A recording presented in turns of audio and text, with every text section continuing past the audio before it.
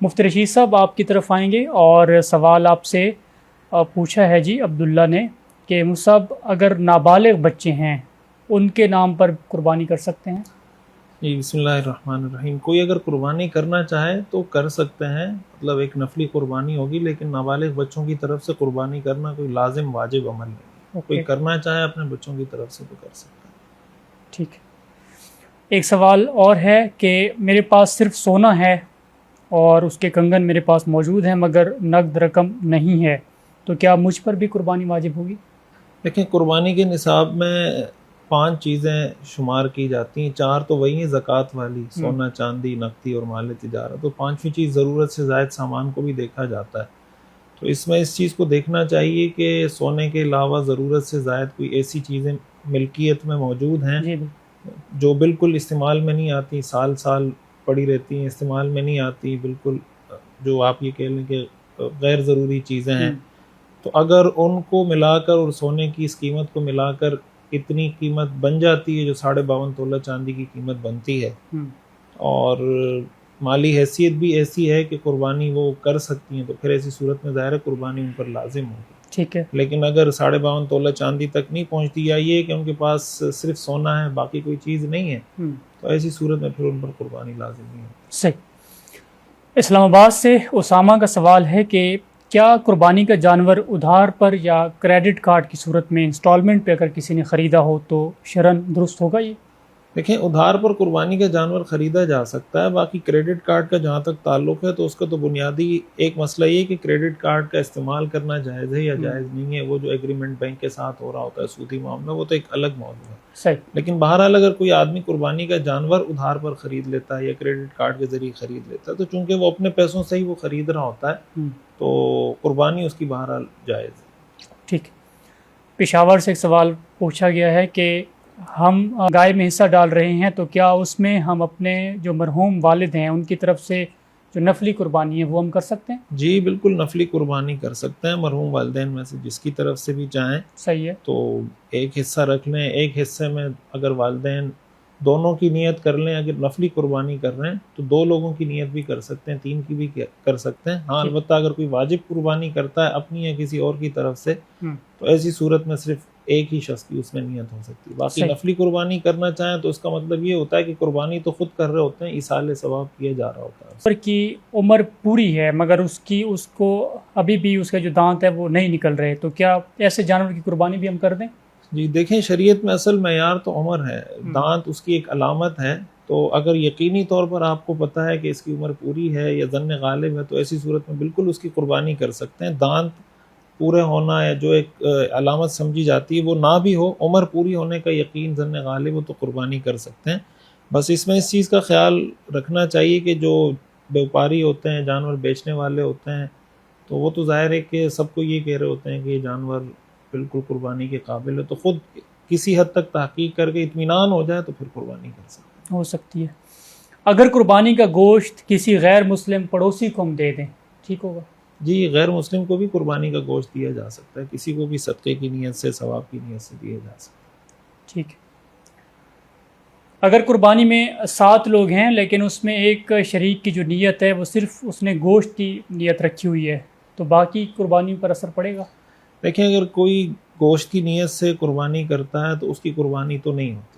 لیکن یہ ہے کہ اب اگر اجتماعی طور پہ کوئی قربانی کر رہے ہیں 5، 6 یا 7 افراد مل کر، تو ایسی صورت میں اگر کوئی واضح صراحتاً بتا دیتا ہے کہ میری نیت گوشت کی ہے تو پھر تو اس کے ساتھ قربانی کرنا ظاہر جائز نہیں ہے. لیکن اگر کسی نے بتایا نہیں تو ظاہر ہمیں پتہ بھی نہیں چلے گا کہ اس کی نیت ہے یا نہیں. اگر کوئی واضح خود کہہ رہا ہے اپنے یعنی صراحتاً کہہ رہا ہے کہ میں گوشت کی نیت سے کر رہا ہوں تو اس کے ساتھ تو ظاہر قربانی کریں گے تو کسی کی بھی قربانی نہیں ہوگی. لیکن اگر پتہ نہیں ہے تو اس کا طریقہ بنیادی طور پہ یہ ہوتا ہے کہ قربانی سے پہلے سب کو ایک دفعہ کہہ دیا جائے کہ بھائی سب نیت کر لیں اخلاص کی، اللہ کی رضا کے لیے قربانی کی نیت کر لیں. تو ظاہر ہے ہم دلوں کے حال تو نہیں جانتے، صراحتاً کوئی کہہ دے تو پھر ظاہر نہیں ہوگی قربانی، نہیں ہوگی. ٹھیک ہے بالکل.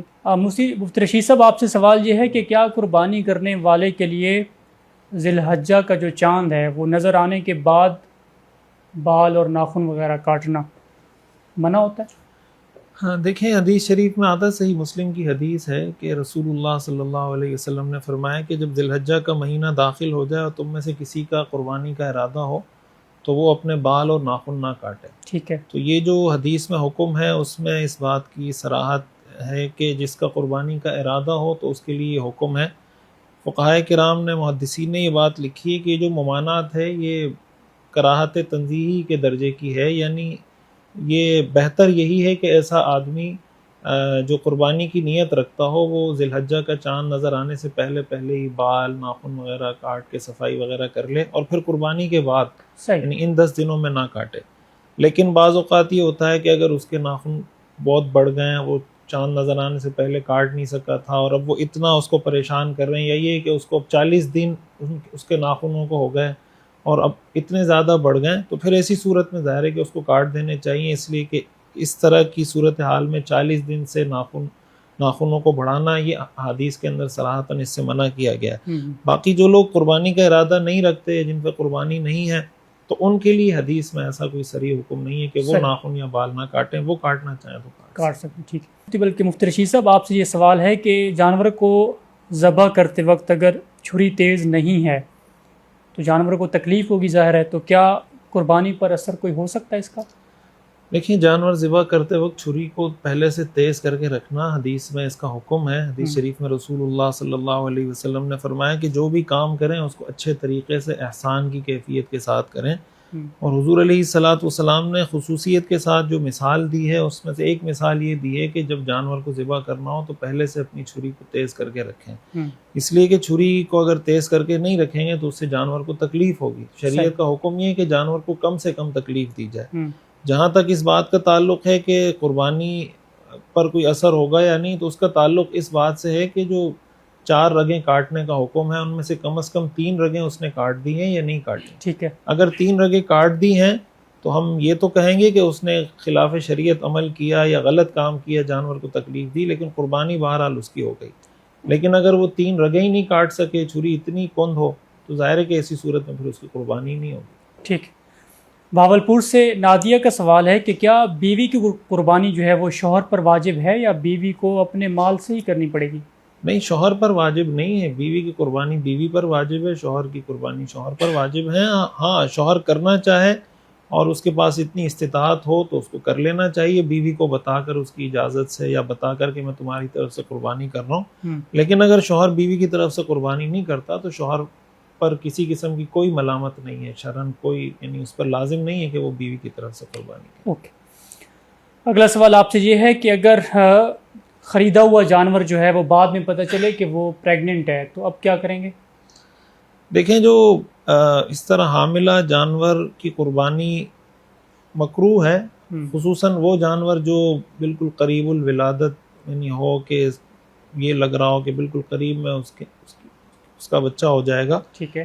تو ایسی صورت میں بہتر تو یہی ہے کہ غیر حاملہ کسی جانور کی قربانی کی جائے تو وہ زیادہ بہتر ہے. اب البتہ اب یہ ہے کہ اگر وہ صاحب نصاب نہیں تھا اور اس نے جانور خرید لیا تو چونکہ یہ جانور کی قربانی اس پر یہ جانور ہی متعین ہو جاتا ہے، تو ایسی صورت میں بہرحال وہ قربانی کرے گا. حاملہ جانور کی قربانی اگر کی جائے قربانی ہو جاتی ہے. صحیح. لیکن بہتر یہ ہے کہ اس جانور خریدنے سے پہلے اس کی تحقیق کر لی جائے کہ اگر ایسا کوئی جانور ہے تو وہ نہ خریدا جائے. اور غیر حاملہ جانور کی یہ جو لوگوں میں مشہور ہے کہ اگر جانور کے پیٹ سے بچہ نکل آیا قربانی کے بعد تو وہ کہتے ہیں اس کی قربانی نہیں ہوئی. صحیح بات. تو یہ بات غلط. ٹھیک. ویسے اس بچے کا حکم کیا ہے جو زندہ ہے؟ ہاں، اس میں یہ ہے کہ اگر وہ زندہ ہے تو اس کو بھی ذبح کر دیا جائے اور ذبح کر کے پھر اس کا گوشت بھی استعمال کر سکتے ہیں. لیکن اگر وہ مردہ ہی نکلا تو ایسی صورت میں پھر اس کو استعمال نہیں کر سکتے. ٹھیک.